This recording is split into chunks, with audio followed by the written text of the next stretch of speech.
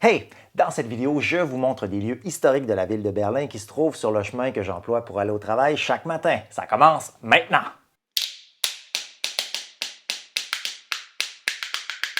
Alors, ça faisait un moment que je songeais à faire une vidéo sur différents lieux de la ville de Berlin, de parler de différentes attractions, des lieux historiques, tout ça, mais j'avais énormément de mal à choisir de quoi parler, quel lieu présenter, parce qu'il y a énormément de lieux à visiter à Berlin.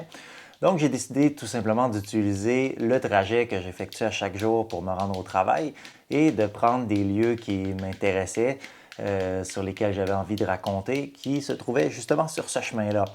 Et bon, bien sûr, comme je vais au travail, il faut que j'arrive à une heure précise. Donc, je n'ai pas réussi à faire cette vidéo-là en une seule journée, sinon je serais arrivé en retard.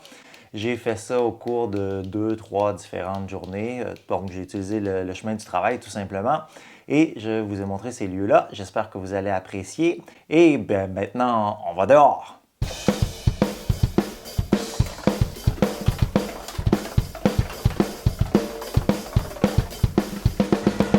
Donc, au tout début de mon trajet, je passe juste à côté de Checkpoint Charlie, qui était un lieu d'entrée au moment où la ville de Berlin était séparée en deux. Donc, après la Deuxième Guerre mondiale, les Alliés se sont séparés la ville en différents secteurs. Il y avait un secteur français, un secteur britannique, un secteur américain.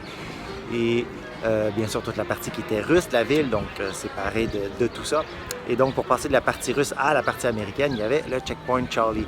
Et pour les noms des checkpoints, en fait, ils se sont pas beaucoup cassé la tête. Il y avait Alpha pour A, Bravo pour B, Charlie, donc celui-là pour la lettre C.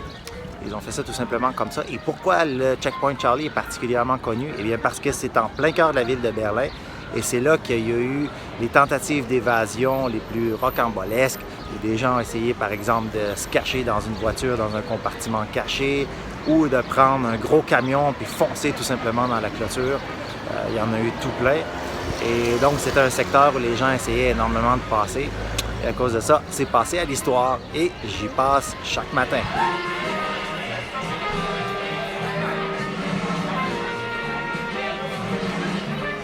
Alors, beaucoup de gens qui ne sont jamais allés à Berlin se posent la question de quoi avait l'air le fameux mur de Berlin. Eh bien, physiquement, il avait l'air de ça. C'était donc un grand mur de béton dans lequel il y a beaucoup de trous maintenant. Et il était très haut, comme on voit. On ne pouvait pas juste sauter puis passer par-dessus. Il fallait quand même être organisé. Il faut savoir qu'il y en avait deux. Il y avait entre les deux une partie en sable où ça allait mal pour courir en plus. Et de l'autre côté, il y avait un autre mur comme ça. Donc, juste emmener une échelle, ça ne suffisait pas. Assez difficile donc à surmonter comme obstacle. Et pour vous montrer ça, j'ai fait un détour par le Martin Gropius Bau, qui est un édifice magnifique, mais plutôt que de vous raconter son histoire, j'aimerais mettre l'accent sur le fait qu'il a des expositions d'art moderne fantastiques. Alors, en faisant le montage, je me rends compte que je me suis trompé un peu en parlant. Ce que je voulais dire, c'est art actuel, art contemporain. Le Martin Gropius Bau est à la fine pointe. C'est des super expositions très actuelles. Donc, art contemporain et non moderne. On continue.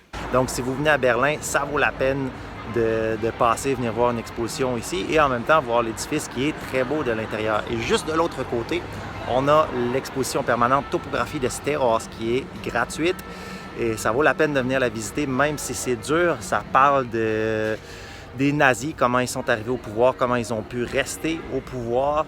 Et comme je disais, c'est une exposition qui est un peu difficile à regarder parfois, mais ça vaut la peine de s'informer et de venir voir ça.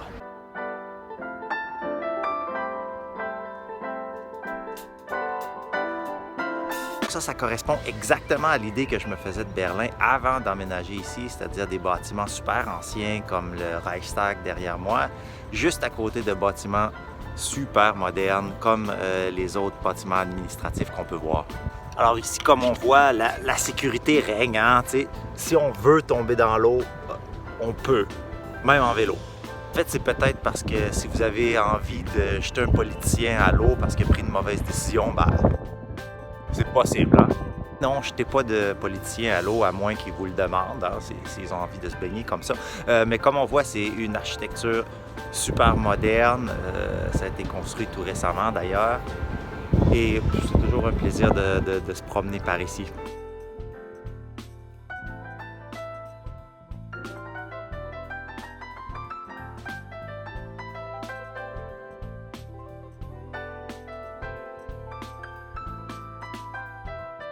Je suis passé juste à côté de la gare centrale de Berlin. Maintenant, je me trouve devant le Futurium, qui est un musée qui parle de rien de moins que le futur.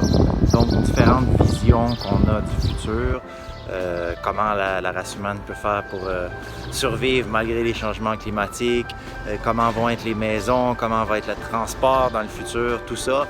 On en parle dans le musée et c'est super également pour les enfants. Donc, si vous venez à Berlin, particulièrement en famille, le Futurium, c'est tout nouveau, je vous le recommande. C'est le tout dernier musée qui a été construit en même temps que le château. Quelques mètres plus loin, on a la Charité qui est l'hôpital le plus ancien de la ville de Berlin et également le plus gros avec 3000 lits.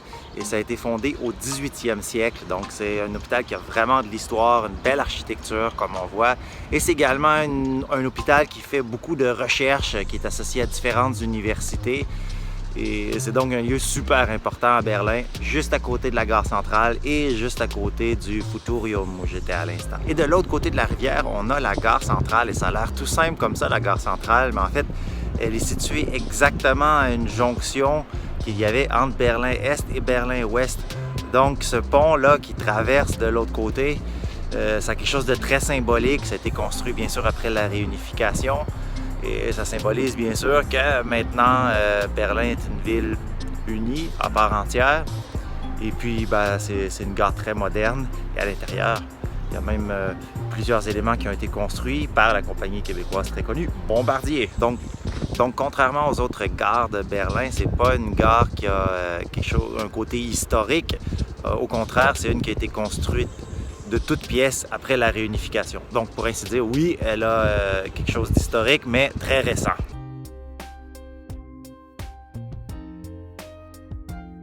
Et alors ça, c'est fou parce que quand je suis arrivé à Berlin, il n'y avait rien de l'autre côté. C'était des terrains vagues. Je me disais, bon, c'est juste à côté de la gare centrale, on pourrait construire quelque chose là. Et bien sûr, je ne suis pas tout seul à y avoir pensé. Ça s'est transformé en vaste chantier. Et ils font toutes sortes d'immeubles. Bon, on se doute bien par contre que c'est plus pour servir de résidence secondaire à des millionnaires étrangers que pour combler les besoins de la population locale. Et en continuant mon chemin le long de la rivière Spree, j'arrive maintenant au Invalidenfriedhof. Vous l'aurez deviné, le cimetière des Invalides qui a été construit à l'exemple de Napoléon qui avait toutes sortes d'installations pour les Invalides en France. Et justement, ça date des grandes guerres napoléoniennes ici. Et je me trouve présentement devant la tombe de Richthofen, donc Manfred von Richthofen, le fameux baron rouge, l'as de l'aviation de la Première Guerre mondiale. Manfred von Richthofen, surnommé le baron rouge, est considéré comme le plus grand pilote de guerre de l'histoire de l'aviation. Il a été abattu le 21 avril 1918 par une batterie anti-aérienne MG alors qu'il était poursuivi par un pilote canadien. Nous sommes les meilleurs. Derrière la tombe, on voit aussi un mur qui était le mur de Berlin construit en 1861 pour empêcher les gens de fuir à l'ouest. Et il y avait un deuxième obstacle qui était l'ancien mur du cimetière qui a été retapé avec des barbelés par-dessus pour que ce soit encore plus difficile. Et malheureusement, il y en a qui ont essayé de traverser. Et il y a eu des morts, à part les morts qui ont été enterrés dans le cimetière. Hein, il y a des gens qui ont tenté de traverser et qui ont été abattus par des officiers de l'Allemagne de l'Est.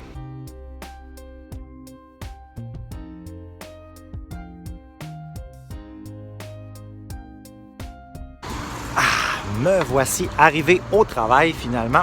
Et là, comme on voit, c'est un très grand bâtiment. Ça m'a beaucoup intimidé quand je suis venu faire mon casting ici au tout début. Et ce bâtiment-là, justement, je voudrais vous en parler un peu. Il a été construit dans les années 60, mais il est clairement inspiré du mouvement Bauhaus, qui est, lui, un mouvement d'architecture des années 20, mais qui a influencé toute l'architecture moderne par après.